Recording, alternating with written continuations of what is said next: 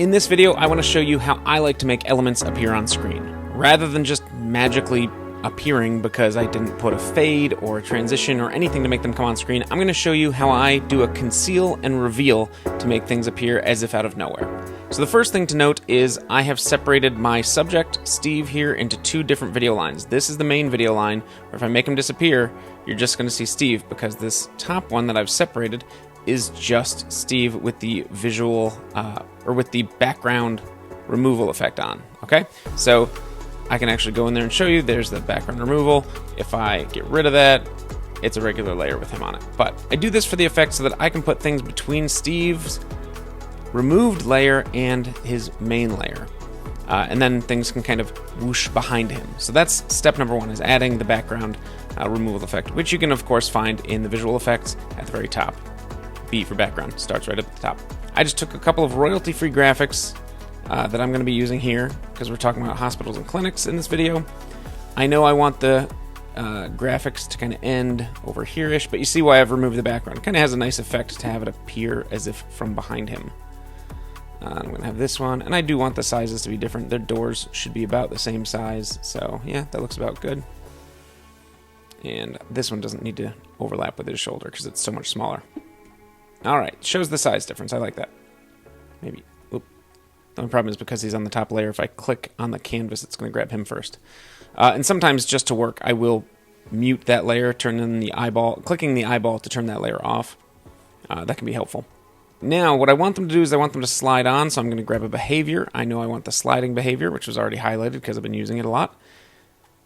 And they both slide in from the same direction. I don't want that. Actually, I want them to crisscross, and you'll see why in a second. But the hospital, which is on the left, should come in from the right.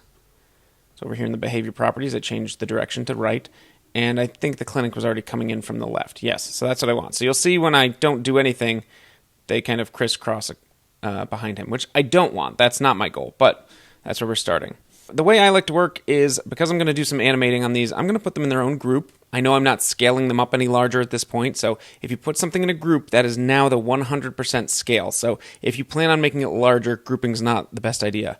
Right now I'm going to go ahead and group, and I'm going to go into that group, and I'm going to put a track between each of them. I'm going to go into the annotations. I'm just going to grab any shape, duplicate that, put it down here. Whoop. No, it doesn't want to go. Get in there, you. Here, if I cut it and paste it, then it'll go in the first available layer. Nice little trick. Okay, now I've got these blue blocks. That doesn't help me, but I'm going to put one where the hospital's going to go, and I'm going to put the other where the clinic's going to go. But I also want them to intersect with my subject here. So, especially, actually, I think that one's okay. This one I'm going to move over just a tad to be really the center of Steve here. That one as well. And then what we're going to do is, on each of these shapes, I'm going to go into the visual effects again, scroll down to Media Matte, one of my favorite effects, and add the Media Matte to it. Now, just like that, because alpha is selected for the Media Mattes, you can see. Why is the blue showing up? Because the clinic is not under it. Watch this. Because they overlap poorly, the blue shows up without a media matte, because there's nothing directly under this layer right now, and it only will affect as a media matte to something under it. So when I slide it over, boom, it's gone. So make sure that you've got precision alignment. And you can turn timeline snapping on if that helps. Go to View, and you've got timeline snapping, and I have canvas snapping off at the moment because I, again, like precision work, so I turn it off when I don't need it.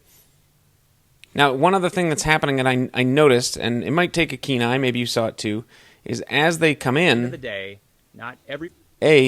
side got cut off because it's outside of that shape now, and doesn't that hospital look a little soft? I can almost see through it. Yep, I can see the plant right through it there. It's fading, which means the behavior is active during the animation. So I want to turn that off or to none.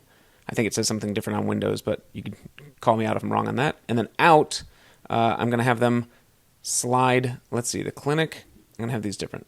The hospital can now slide to its left. Oh, you know what?